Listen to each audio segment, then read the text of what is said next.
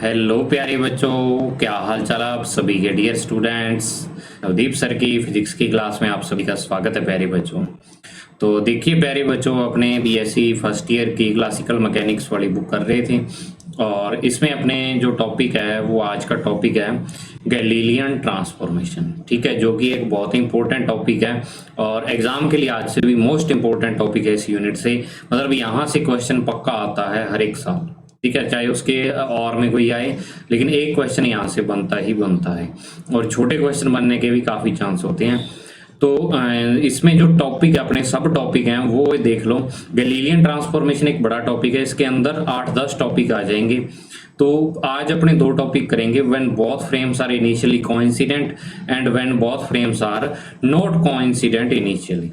ठीक है, दोनों ही यानी एक दूसरे के अपोजिट केस हैं, यानी कि जब दोनों फ्रेम क्या हो, संपाती हो, एक ही बिंदु पर हो।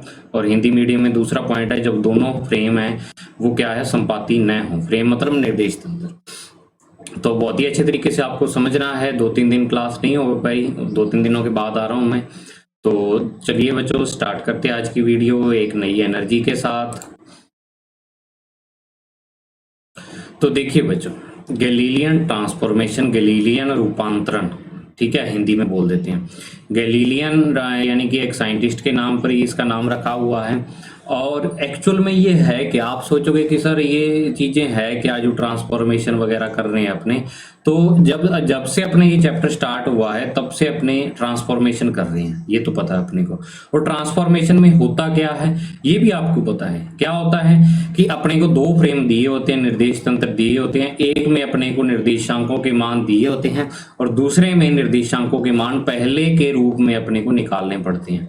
ठीक है, मतलब एक में कोऑर्डिनेट दिए होते हैं, दूसरे में निकालने होते हैं, और पहले में जो कोऑर्डिनेट दिए हैं उसकी फॉर्म में दूसरे के कोऑर्डिनेट अपने को निकालने होते हैं।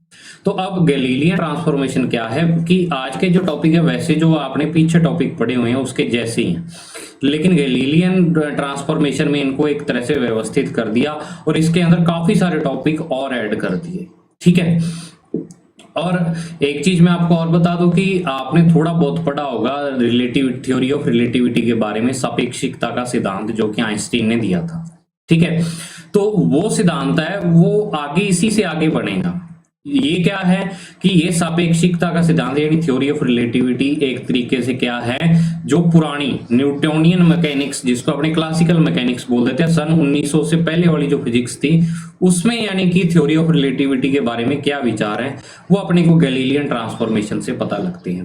बाद में आइंस्टीन के ने दिए वो मॉडर्न फिजिक्स में आ जाते हैं, ये क्लासिकल मैकेनिक्स में आ जाते हैं और वो मॉडर्न मैकेनिक्स में आ जाते हैं जो आइंस्टीन ने दिए थे। ठीक है, तो इनको अपने पढ़ना पड़ रहा है, हालांकि ये मतलब कि न्यूटन के लॉज पर ही बेस्ड है सब कुछ, तो इसको भी अपने पढ़ना है। क्लासिकल रूप से क्या सोचते थे लेकिन एक्चुअल में क्या होता है वो अपने आइंस्टीन में पढ़ेंगे। वो आगे लॉरेंज ट्रांसफॉर्मेशन आएगा, उसमें अपने मॉडर्न फिजिक्स वाला टॉपिक करेंगे। ठीक है, तो सबसे पहले गैलीलियन ट्रांसफॉर्मेशन होता क्या है इसकी डेफिनेशन देखो आप, क्या दी हुई है यहाँ पर कि यदि किसी स्थिर निर्देश तंत्र के सापेक्ष कण की स्थिति ज्ञात हो तो वह रूपांतरण संबंध जिसके द्वारा किसी अन्य जड़त्वीय निर्देश तंत्र के सापेक्ष कण की स्थिति ज्ञात की जा सके उसे गैलीलियन रूपांतरण बोलते हैं। इंग्लिश मीडियम वाले देख लो, if the position of a point relative to one inertial frame is given, the equations by which the position of the same point can be determined is called Galilean transformation। भाई एक frame of reference या निर्देश तंत्र में कण की स्थिति या कुछ भी कोई भी चीज अपने को दी हुई हो सकती है, कोई उसकी फिजिकल क्वांटिटी भौतिक राशि दी हुई हो सकती है, और दूसरे फ्रेम में या दूसरे निर्देश तंत्र में अपने को निकालनी हो तो जिन समीकरणों का उपयोग करते हैं अपने, जिन यानी कि इक्वेशंस का यूज करते हैं उसको अपने गैलीलियन ट्रांसफॉर्मेशन इक्वेशंस बोल देते हैं, गैलीलियन रूपांतरण समीकरण बोल देते हैं। ठीक है, अब इसमें क्या है, सबसे मेन चीज जो गैलीलियन रूपांतरण की या गैलीलियन ट्रांसफॉर्मेशन की वो ये वाली है बच्चों। ठीक है, ये वाली है कि इसमें जो मैंने डब्बे में लिखा हुआ है इसमें दोनों फ्रेम्स में t का मान समान रहता है। In this transformation the value of t remains same for both frames। अब आप कहोगे कि सर ये क्या चीज है, इसका मतलब ये है कि जो टाइम है वो टाइम की वैल्यू क्या रहेगी, सेम रहेगी दोनों फ्रेम्स में। कि अगर मान लो एक पार्टिकल है, एक कण है, उसको एक पॉइंट से लेके और दूसरे पॉइंट तक, मान लो यहाँ पॉइंट है, यहाँ पॉइंट है, यहाँ से लेके यहाँ तक जाने में उसको 5 सेकंड लगते हैं। ठीक है, 5 सेकंड लगते हैं। तो अब अगर मान लो 2 फ्रेम इसको देख रहे हैं, फ्रेम मतलब बंदे खड़े देख रहे होते हैं, तो 2 फ्रेम से इसको देखा जा रहा है पार्टिकल को, तो इसको भी कितना टाइम लगेगा, ये 5 सेकंड का टाइम ही लगेगा, और इसको भी कितना लगेगा, 5 सेकंड का टाइम ही लगेगा। ठीक है, ये गैलीलियन ट्रांसफॉर्मेशन में अपने देखते हैं। लेकिन आप कहोगे कि सर टाइम तो वैसे तो सेम ही रहता है, लेकिन थ्योरी ऑफ रिलेटिविटी में आइंस्टीन ने बताया था टाइम डिलेशन होता है वहां पर। ठीक है, वो आगे आएगा। वहां पर उसने कहा कि अगर एक फ्रेम में बंदे का टाइम 5 सेकंड है, दूसरे में उसको 4.9 सेकंड भी दिख सकता है उसको। ठीक है, तो वो थ्योरी ऑफ रिलेटिविटी में अपने पढ़ेंगे, लेकिन अब अपने को करना है जो वो करना है गैलीलियन ट्रांसफॉर्मेशन। तो गैलीलियन ट्रांसफॉर्मेशन में काफी 8-10 पॉइंट आज अपने एक पॉइंट करने जा रहे हैं, स्थिति का रूपांतरण, ट्रांसफॉर्मेशन ऑफ पोजीशन। ठीक है, कि किसी पार्टिकल की पोजीशन को अपने किस तरह से फाइंड कर सकते हैं अगर एक फ्रेम में दी हुई हो, दूसरे में निकालनी हो। ठीक है, तो अब देखो जो ट्रांसफॉर्मेशन ऑफ पोजीशन है, इसमें 2 पॉइंट आते हैं और वो दोनों पॉइंट अपने आज डिस्कस करेंगे। अब इसमें काफी पॉइंट आएंगे, वेलोसिटी का आएगा, ट्रांसफॉर्मेशन एक्सेलरेशन का आएगा जैसे आपने पहले किए थे, मोमेंटम का आएगा, संवेग का, ऊर्जा का आएगा। ठीक है, सारे आएंगे, यानी एनर्जी का। तो सबसे पहला जो इसमें पॉइंट है वो देखो क्या दिया है बच्चों आपको, कि जब दोनों निर्देश तंत्र S और S डैश प्रारंभ में क्या हो, संपाती हो, when both inertial frames S and S dash are initially coincident, यानी कि दोनों क्या हो, संपाती। तो अब पहले डायग्राम को समझ लेते हैं, डायग्राम से अपने ऊपर वाली थ्योरी समझ में आ जाएगी आपको। ठीक है, तो ये डायग्राम आपके सामने दिख रहा होगा। इसमें आपको देखो क्या दिया हुआ है कि 2 निर्देश तंत्र हैं, एक S है, ये वाला फ्रेम है S, और ये वाला S डैश है। तो अपने यहां पर जो पहला पॉइंट है, ए पॉइंट है कि प्रारंभ में दोनों निर्देश तंत्र कोइंसिडेंट है या संपाती हैं। उसका मतलब ये है कि ये जो S डैश फ्रेम था, ये भी बिल्कुल स्टार्टिंग में अपने जब t is equal to 0 time इसमें लेंगे, बिल्कुल इनिशियल पोजीशन लेंगे, प्रारंभिक समय अगर अपने यहाँ पर लेंगे इनिशियल पोजीशन में, तो ये वाला फ्रेम भी यही था, इस O पर ही था, संपाती मतलब इनका जो मूल बिंदु था वो सेम ही था। ठीक है, ओरिजिन सेम था, S डैश फ्रेम भी यहीं पर था। लेकिन after t time, t is equal to t time पर, ठीक है, कोई भी टाइम हो सकता, 5 सेकंड 10 सेकंड, वो वाला फ्रेम क्या कर रहा है, मूव कर रहा है, गति कर रहा है, जो S डैश फ्रेम है, ये वाला यहाँ पर रुका हुआ है, ये वाला क्या है, रुका हुआ फ्रेम है। और ये वाला जो फ्रेम है आपके पास S डैश, ये क्या कर रहा है, v वेग से गति कर रहा है, v इसकी वेलोसिटी है, v वेलोसिटी से मूव कर रहा है। तो t is equal to t time पर, यानी कुछ टाइम बाद ये वाला फ्रेम यहां पर पहुंच जाएगा। लेकिन स्टार्टिंग में इनका जो स्टार्टिंग पॉइंट था वो क्या था, ये वाला O ही था। ठीक है, तो समझ आ गई ये बात। अब इसके जो निर्देशांक हैं x y z ले लेते हैं, x y और z यानी coordinates x y z axis, और इसके x डैश y डैश और साथ में क्या है, z डैश यहाँ पर दी हुई है। समझ आई बात, तो ये वाली चीज होगी। अब अपने देखो नेक्स्ट जो अपने को चीज यहाँ पर ये वाली चीज दी हुई है कि इसका वेग कितना है, v है। ठीक है, तो ऊपर पढ़ते हैं, अपने थ्योरी पढ़ते हैं। इसमें थ्योरी में क्या दिया हुआ है, हिंदी मीडियम में देखो, माना एक निर्देश तंत्र S डैश t बराबर 0 समय पर अन्य जड़त्वीय निर्देश तंत्र के साथ संपातित था, वह यह इस प्रकार नियत वेग से गति कर रहा है कि इसके तीनों तल x डैश y डैश और z डैश S के तीनों अक्षों x y z के समांतर रहे। इंग्लिश मीडियम वाले देखो, let we a frame of reference S dash which is initially coincident with frame S at t is equal to 0. Now this is moving with constant velocity v such a way its axis x dash y dash z dash remains parallel to x y z। अब इसके कहने का मतलब ये है कि एक frame move कर रहा है, गति कर रहा है, लेकिन वो गति किस तरीके से कर रहा है, मूव किस तरीके से कर रहा है कि जो इसके एक्सिस x डैश है, ठीक है, यहाँ पर जो इसका एक्सिस है x डैश है, चाहे y डैश है, और एक जो z डैश है, ये हर टाइम इन जो x y और z है इसके क्या रहे, पैरेलल रहे। मतलब ऐसे जा रहा है कि हर टाइम क्या हो, इसके जो एक्सिस है पैरेलल, मतलब ऐसे टेढ़ा मेढ़ा नहीं जा रहा, बिल्कुल पैरेलल, यानी कि v कांस्टेंट है यहाँ पर, और उस कांस्टेंट वेलोसिटी से वो मूव कर रहा है, और ऐसे मूव कर रहा है कि वो क्या हो, पैरेलल रहे तीनों एक्सिस। ठीक है, तो इतनी बात आपको समझ में आ गई होगी। अब चलते अपने आगे यहाँ पर। तो देखो, अगर मैं यहाँ पर लिखता हूं, देन अगर यहाँ पर लिखूं मैं OP वेक्टर, यहाँ पर एक पॉइंट लिया हुआ है अपने आप देखो कि ये वाला P पॉइंट है, एक में एक जो आपका फ्रेम ऑफ रेफरेंस है S के रिस्पेक्ट इसके जो कोऑर्डिनेट हैं वो x, y, z हैं, और S डैश के रिस्पेक्ट जो इसके कोऑर्डिनेट है वो x dash, y dash, z dash. वो ये पुराना हिसाब है और कुछ भी नहीं है इसमें। ठीक है, तो अगर मैं OP वेक्टर की यहाँ पर वैल्यू लिखूं, OP जो आपका वेक्टर है मतलब पोजीशन वेक्टर है, तो मैं इसको ऐसे लिख सकता हूँ, जो x i cap plus y j cap plus z k cap, ये लिख सकता हूं ना। ठीक है, इसको मैंने दे दी इक्वेशन नंबर फर्स्ट। बिल्कुल इसी तरीके से अगर मैं दूसरा फ्रेम ये वाला आपका O डैश से लेके और P तक ये वाली डिस्टेंस निकालना चाहूँ, ये वाली, ठीक है, जो ऐसे है, तो इसके अगर मैं निकालना चाहूँ position vector O dash P vector, O dash P vector, तो आप कहोगे कि सर ये वाला हो जाएगा x dash i cap plus y dash j cap और प्लस में z डैश k कैप। अब आप कहोगे कि सर यहाँ पर आपने एक चीज कि i की जगह i dash j dash k dash क्यों नहीं लिए? बेटा वो तब लेते हैं आपने कि जब आपके पैरेलल ना रहें, जो ये वाले एक्सिस हैं यहाँ पर पैरेलल लिए हुए हैं, तो मतलब कि यहाँ पर यूनिट वेक्टर, तो इसकी डायरेक्शन देखो, इसकी डायरेक्शन और इसकी डायरेक्शन हर टाइम सेम ही रहेगी, तो डायरेक्शन सेम रहेगी तो यूनिट वेक्टर भी सेम रहेगा। अगर डायरेक्शन चेंज हो, जैसे आप वहां पर अपने रोटेटिंग फ्रेम ऑफ रेफरेंस जो थीटा कोण वाला था, थीटा एंगल वाला था, वहां पर आई डैश जे डैश के डैश लिए थे, लेकिन वहां पर पैरेलल नहीं थे ना एक्सिस, एक्स और एक्स डैश पैरेलल तो नहीं थे। जितना टाइम पैरेलल है उनकी डायरेक्शन सेम है, तो मतलब वहां पे उनके जो यूनिट वेक्टर हैं, इकाई सदिश है, वो भी क्या रहेंगे, सेम रहेंगे। ठीक है, तो ये वाला हो गया। अब एक चीज और है यहाँ पर कि जो ओ डैश वेक्टर है, यहाँ पर अगर मैं ओ डैश वेक्टर की बात करता हूं, तो आप डायग्राम में देखो ओ डैश वेक्टर है, यानी ओ से लेके ओ डैश, तो आप देखो एस डैश जो फ्रेम है वो v वेलोसिटी से जा रहा है, v वेग से गति कर रहा है। तो अगर मैं इसको लिखूं कि t टाइम बाद ये कितनी डिस्टेंस चलेगा, तो ओ डैश वेक्टर जो यहाँ पर हो जाएगा वो बच्चों हो जाएगा v वेक्टर और इनटू में t।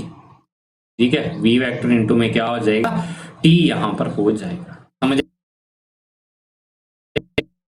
नाउ इन ट्राइंगल, कौन सा ट्राइंगल लेंगे अपने, अगर आपको पता हो, पिछला वाला आपकी याद हो, तो O dash P, O dash P triangle यहां पर लेंगे, और मैं यहाँ पर हाइलाइटर से इसको हाईलाइट भी कर देता हूँ ट्राइंगल को, फिर आपके अच्छे तरीके समझ में आ जाएगा। ये वाला ट्राइंगल बच्चों अपने ले रहे हैं।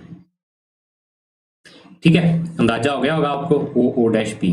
तो अब इसमें अगर मैं वेक्टर एडिशन का लॉ लगाऊं, by law of by triangle law, तो अगर मैं ट्राइंगल लॉ लगाता हूं यहां पर वेक्टर एडिशन का ट्राइंगल लॉ, तो ट्राइंगल लॉ कैसे लगेगा, एक वेक्टर ऐसे जा रहा है, एक वेक्टर ऐसे जा रहा है, कौन सी इक्वेंट या कंटिन्यू वेक्टर कौन से हैं यहाँ पर, ओ डैश और ओ डैश पी। ठीक है, और जो इनका परिणामी या रिजल्टेंट होगा वो इस डायरेक्शन में दिखाएगा। तो अगर मैं यहाँ पर लिखूं कि जो आपका ओ पी वेक्टर है ये रिजल्टेंट है, और ये रिजल्टेंट किसके इक्वल हो जाएगा, ओ डैश वेक्टर, और प्लस में क्या आ जाएगा आपके पास, ओ डैश पी वेक्टर, इसके इक्वल आ जाएगा। तो अगर मैं ओ पी वेक्टर की बात करता हूं तो ये यहां पर आपके पास आर वेक्टर की इक्वल है। ओ डैश वेक्टर की बात करता हूं तो ये वी वेक्टर और इनटू टी के इक्वल है, और प्लस में R O dash P vector की बात करता हूं तो ये आर डैश वेक्टर की इक्वल है। और यहां से अगर अपने क्या करें, आर डैश वेक्टर की अगर मैं वैल्यू निकालना चाहूं तो ये वी वेक्टर इंटू टी इधर आ जाएगा, तो मतलब ये आर डैश वेक्टर जो बनेगा वो आपके पास R vector minus V vector into T बन जाएगा। ये इक्वेशन नंबर होगी थर्ड। ठीक है, इक्वेशन नंबर थर्ड होगी। वैसे तो ये पोजीशन का ट्रांसफॉर्मेशन हो गया है एक तरीके से, ठीक है, एक तरीके से पोजीशन का ट्रांसफॉर्मेशन हो गया, मैं इसको ऐसे कर देता हूं, लेकिन अब अपने क्या है, ये पोजीशन का ट्रांसफॉर्मेशन जो हुआ है ये पोजीशन वेक्टर की फॉर्म में है। किसकी फॉर्म में है, पोजीशन वेक्टर की फॉर्म में। तो अब अपने मान लेते हैं कि let components of velocity is components of velocity v vector is vx, vy and V Z. ये मेरे पीछे आ गया होगा फोटो के, लेकिन कोई बात नहीं। तो अपने वेलोसिटी के कंपोनेंट मान लेते हैं। अब आप कहोगे कि सर ये कंपोनेंट वाला झंझट कहाँ से आ गया? तो अगर आप इक्वेशन 1 और 2 देखो यहाँ पर ऊपर, इक्वेशन 1 और 2, तो यहाँ देखो आपको जो पोजीशन वेक्टर दिए हुए हैं, यानी जो आर वेक्टर है, ये आर डैश वेक्टर है, ये आपको X Y Z, X dash Y dash Z dash की फॉर्म में दिए हुए हैं, तो कंपोनेंट की फॉर्म में है। तो अपने को वेलोसिटी के यहाँ पर बच्चों कंपोनेंट लेने पड़ेंगे, ठीक है। तो वेलोसिटी का कंपोनेंट लेते हैं, तो v वेक्टर अगर मैं यहाँ पर लिखूं तो वो आपके पास आ जाएगा V X I cap. V X यहाँ पर वेलोसिटी इन एक्स डायरेक्शन है, V Y J cap, V Y यहाँ पर वेलोसिटी इन वाई डायरेक्शन है, और वी जेड के कैप आ जाएगा आपके पास, ठीक है। तो ये आ जाएगा, तो इसको इक्वेशन नंबर 4 दे देता हूं मैं। तो अब देखो इक्वेशन 1, इक्वेशन देखो मैं यहाँ पर पेन चेंज कर लेता हूँ। इक्वेशन 1, 2 और जो 4 है, इससे अपने वैल्यू क्या करते हैं, इस 3 में पुट कर देंगे। 1, 2 और 4 से वैल्यू किस में पुट कर देंगे, 3 में पुट कर देंगे। तो मैं नेक्स्ट पेज पर चलता हूं। तो यहां पर अपने लिखते हैं कि putting the values, putting the values from equation, कौन कौन सी इक्वेशंस थी, 1, 2 एंड 4 टू 3 में अपने पुट कर देते हैं, ठीक है। तो मैं यहाँ पर एक बार अगर इक्वेशन आपके सामने लिखूं तो वो इक्वेशन थी आर डैश वेक्टर, जो 3 इक्वेशन थी, R vector minus V vector into T, ये इक्वेशन 3 थी, ठीक है। एक बार वैसे दोबारा लिखिए ताकि आपको याद रह जाए। तो यहाँ पर मैं अगर वैल्यू लिखूं तो देखो ये आ जाएगा एक्स डैश आई कैप, ये आ जाएगा Y dash J cap plus Z dash K cap, ये आ जाएगा। इधर आ जाएगा आपके पास x I cap plus Y J cap और प्लस में जेड के कैप, ठीक है। और माइनस में वी वेक्टर की जगह आपके पास V X I cap, V Y J cap और प्लस में वी जेड आपके पास के कैप और इनटू में टी आ जाएगा। समझ आई बात? अब इसको दोबारा अगर सॉल्व करें अपने, तो ये X dash I cap plus Y dash J cap और प्लस में जेड डैश के कैप, ये आ गया, ठीक है। अब यहां पर अगर मैं बात करूं तो ये आ जाएगा एक्स आई कैप, मैं ब्रैकेट खोल देता हूं इधर, वाई जे कैप प्लस में जेड के कैप और माइनस में V X into T I cap, ठीक है, और माइनस में V Y into T J cap और माइनस में V Z into T K cap, ये आ गया। अब आप इधर देखो कि अगर मैं आपको दिखाऊं यहाँ पर ये आई कैप है और ये वाला भी आई कैप है, ये जे कैप है, ये वाला जे कैप है, ये के कैप है, तो ये वाला भी यहाँ पर बच्चों क्या है, के कैप है। तो अपने यहाँ पर राइट हैंड साइड क्या कर लेते हैं, कॉमन निकाल लेते हैं, ठीक है। कॉमन निकालेंगे तो इधर वाला तो सेम ही पड़ा रहेगा, X dash I cap plus Y dash J cap plus Z dash K cap, ठीक है, इज इक्वल टू, यहां पर आई कैप कॉमन लेंगे तो ये बन जाएगा X minus V X into T और साथ में क्या आ जाएगा, आई कैप आ जाएगा। कई बच्चों को ये कंफ्यूजन भी होता है कि सर आपने यहाँ पर वेक्टर क्यों नहीं लगाए, तो बच्चों ये वेक्टर यहाँ पर नहीं लगते क्योंकि वेक्टर की जगह यहाँ पर वेक्टर क्वांटिटी क्या आ रही है, आई जे के कैप आ रहा है। कैप भी एक तरह का छोटा वेक्टर होता है लेकिन ये यूनिट वेक्टर के ऊपर आता है, ठीक है। और बिल्कुल इसी तरीके से अगर मैं y वाला देखूं तो y minus V Y T J cap और प्लस में क्या आ जाएगा, z minus V Z into T और साथ में क्या आ जाएगा, के कैप आ जाएगा। इतनी बात आपको पल्ले पड़ गई होगी मुझे उम्मीद है। अब अपने क्या करते हैं, कंपेयर करते हैं दोनों तरफ, कंपेयरिंग बोथ साइड्स, दोनों तरफ तुलना करने पर, हिंदी मीडियम वाले दोनों तरफ तुलना करने पर। तो अगर अपने दोनों तरफ तुलना करें, कंपैरिजन करें, तो आप एक चीज देख रहे होगे कि आई जे के कोफिशिएंट की तुलना करेंगे अपने, यानी कि आई जे के गुणांकों की तुलना करेंगे। तो अगर अपने दोनों तरफ कंपैरिजन करते हैं, तुलना करते हैं, तो यहाँ पर आपके पास एक चीज आ जाती है। क्या चीज आती है बच्चों, मैं यहाँ पर पेन बदल कर लिख रहा हूं कि एक्स डैश है जो आपके पास, वो आ जाता है X minus V X T के इक्वल, ठीक है। y डैश है जो आपका वो आ जाता है y minus V Y T के इक्वल, और z डैश है जो यहाँ पर वो आपके पास आ जाता है z minus V Z into T के इक्वल। समझ आई बात। और ये वाली जो आपके पास तीन इक्वेशंस आई हैं यहाँ पर, अगर मैं बात करूँ इनकी, यहाँ पर इसको डब्बे में बंद कर देता हूं मैं। तो ये वाली जो तीन इक्वेशंस बच्चों आई हैं, इन इक्वेशंस को ही अपने यहाँ पर क्या बोल देते हैं, गैलीलियन ट्रांसफॉर्मेशन इक्वेशंस। क्या बोल देते हैं इनको, गैलीलियन ट्रांसफॉर्मेशन इक्वेशंस, गैलीलियन रूपांतरण समीकरण इक्वेशंस। ठीक है, गैलीलियन रूपांतरण समीकरण, यानी आपने कह सकते हैं कि अपने क्या कर सकते हैं, पोजीशन या स्थिति का अपने गैलीलियन रूपांतरण कर सकते हैं। मतलब एक अपने को निर्देश तंत्र में दिए हुआ हो वैल्यू और दूसरे में अपने को निकालनी हो तो अपने इन समीकरणों की सहायता से निकाल सकते हैं, इन इक्वेशंस की हेल्प से फाइंड कर सकते हैं। गैलीलियन रूपांतरण समीकरण इसको बच्चों बोल देते हैं। तो मुझे उम्मीद है आपको गैलीलियन रूपांतरण समीकरण ये वाली समझ में आ गई होगी, और मैं आपकी बुक में से भी देख लेता हूं अगर कुछ इसमें और हुआ तो, लेकिन मुझे उम्मीद है कि कुछ भी नहीं होगा ऐसा, सब कुछ मैंने आपको बता दिया। गैलीलियन रूपांतरण समीकरण इनको बोल देते, वैसे इतना ही है। ठीक है, आपकी बुक भी है मेरे पास, दोनों ही हिंदी और इंग्लिश मीडियम। अब इतना टॉपिक आपको पल्ले पड़ गया होगा, कुछ नहीं है, सिंपल मैथमेटिक्स है। एक इक्वेशन लिखी उसमें कोऑर्डिनेट की वैल्यू रखी, बस और कुछ भी नहीं है इसमें। समझ आई बात। अब नेक्स्ट टॉपिक पर चलते हैं अपने बच्चों। नेक्स्ट टॉपिक यहाँ पर क्या है कि when both frames are not coincident initially, यानी कि जब दोनों फ्रेम है जो आपके वो कोइंसिडेंट ना हो।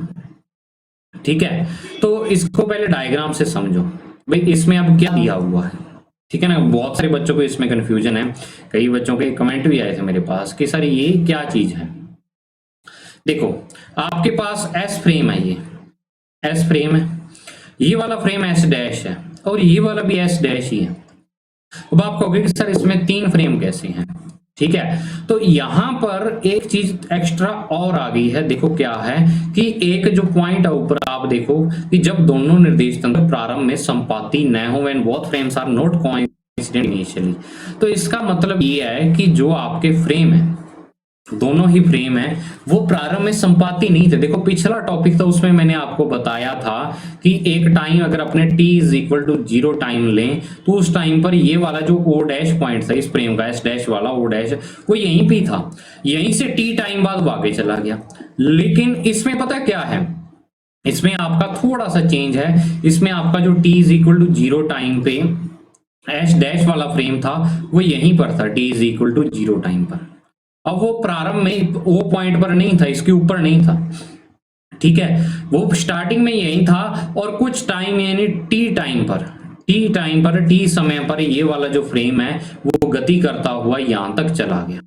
ठीक है, तो ये यहां पर जो आपके पास O0 O यहां पर लिखा हुआ है ना, एक मिनट आपको नहीं दिख रहा होगा, यहां पर O डैश लिखते हैं वैसे तो अपने, लेकिन यहां पर आप देखो नीचे वाली O0 डैश लिखा हुआ है।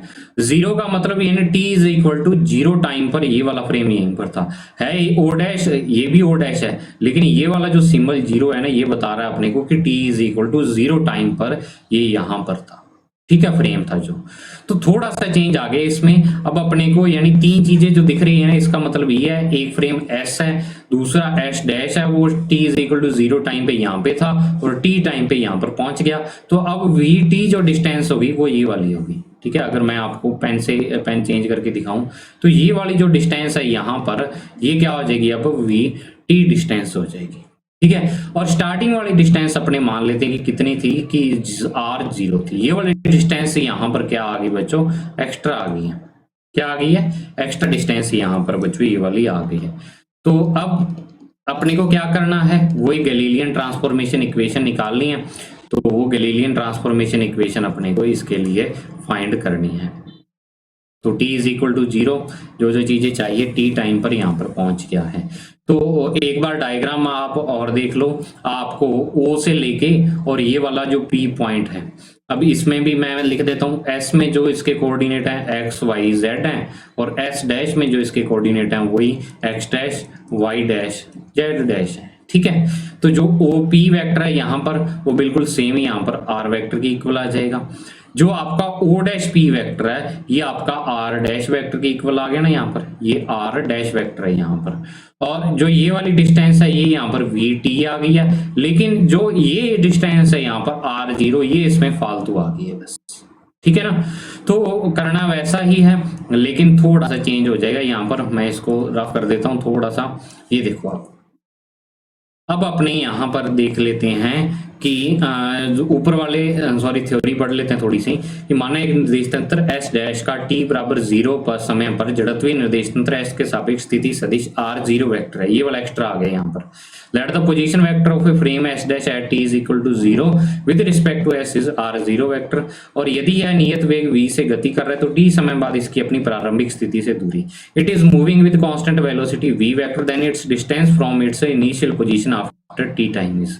तो t टाइम बाद अपने अब क्या कर सकते हैं, इसकी इनिशियल पोजीशन से डिस्टेंस अगर मैं लिखूं, ठीक है भाई, t is equal to 0 time पे ये वाला था, ठीक है, और t टाइम पे यहाँ पर पहुंच गया, तो ये वाली जो डिस्टेंस है ये अपने किसके इक्वल लिखी है। तो अगर मैं यहाँ पर लिखूं ये वाली डिस्टेंस का नाम O0 डैश और यहाँ पर O' वेक्टर, ठीक है, ये लिखूं तो ये आ जाएगी यहाँ पर v वेक्टर और इनटू में t के इक्वल आ जाएगी, ठीक है, इसके इक्वल आ जाएगी।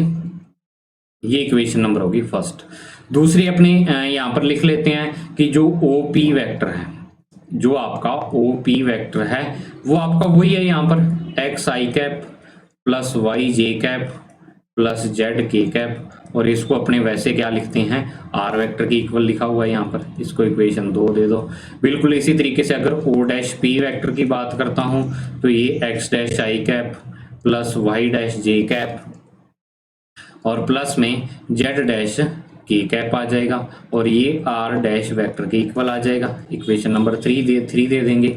और यहाँ पर एक और वेक्टर है अपने पास O से लेके O0 डैश तक, ठीक है, और ये R0 वेक्टर है, और ये कुछ नहीं है, आपको मानना वगैरह कुछ नहीं है। अगर वैसे मानना चाहो तो x0 y0 z0, वैसे आपको जरूरत नहीं है, क्योंकि अपने को यहाँ पर जो रिजल्ट निकालना है R vector R' vector R0 vector इसकी फॉर्म में निकालना है।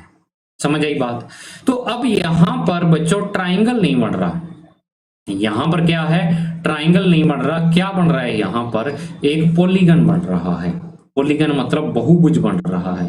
मैं ये रंग भरता हूं, इसमें देखो कलर फिल किया है ये वाला, तो इसकी 4 साइड्स हैं, ठीक है, 4 साइड्स हैं, चतुर्भुज बन रहा है। पॉलीगन या बहुभुज जिसके 2 से ज्यादा भुजाएं हो, सॉरी 3 से ज्यादा भुजाएं हैं, बहुभुज बोल देते हैं। देखो एक साइड इसकी ये वाली है, एक ये वाली है, एक ये वाली है और एक ये वाली है, ठीक है। पॉलीगन लॉ ऐसी था कि अगर मान लो ऐसे वेक्टर हो, एक ये P वेक्टर है, दूसरा वेक्टर ऐसे Q वेक्टर हो यहाँ पर, तीसरा यहाँ पर R वेक्टर हो, ठीक है, चौथा यहाँ पर S वेक्टर हो, और एक वेक्टर आपका ऐसे हो इसके अपोजिट डायरेक्शन में, ठीक है, और ये T वेक्टर हो, तो जो ये T वेक्टर इन चारों के सम के इक्वल, इन सारों के सम के इक्वल आ जाएगा। तो ये पॉलीगन लॉ था जो आपने क्या किया था 11वीं क्लास में पढ़ा था, सदिश योग का बहुभुज नियम। देखो कैसे कैसे नियम यहाँ पर काम आ रहे हैं, समझ आई बात। तो मैं यहाँ पर लिखता हूं सदिश योग के बहुभुज नियम से, सदिश योग के बहुभुज नियम से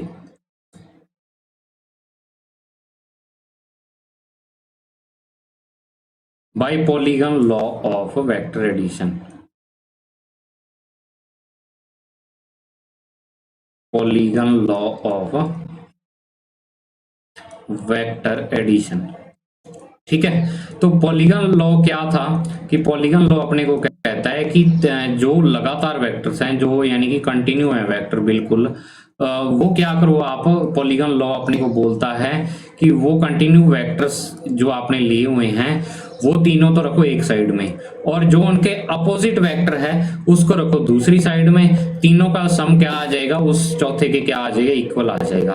तो अगर मैं यहाँ पर देखूं कि देखो ये देखो आपके पास है, ये वेक्टर है यहाँ पर, एक वेक्टर ये है और एक वेक्टर ये है, ये तीनों एक साइड में जा रहे हैं, लेकिन ये इनके अपोजिट जा रहा है। अब आप कहोगे कि सर अपोजिट कैसे जा रहा है, कि अगर तो ये क्लोज्ड लूप बनाते, एक वेक्टर ऐसे होता है, एक ऐसे होता है, एक ऐसे होता है और एक ऐसे होता है, फिर तो अपने मान लेते हैं कि सारों की डायरेक्शन क्या है, वैसे ही घूम रही है इस तरीके से।